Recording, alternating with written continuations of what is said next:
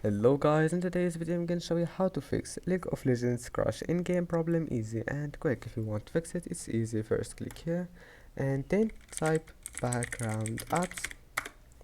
Turn off all those applications just by turning off the first option. Now close it and then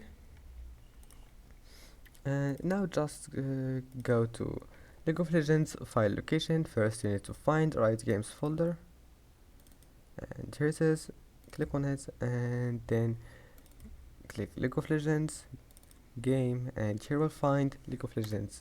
Right click on it, properties, compatibility, and here you need to check those two options: disable full screen optimization and run this game in compatibility mode for Windows 8, and then change high DPI settings. Check this one, override high DPI, and click OK, apply and OK. Close it, and after that all you have to do, just go to League of Legends, go to settings, scroll down, go to game, and check the first option here, click done. That's it, your problem must be fixed. Don't forget to like, and see you in the next video.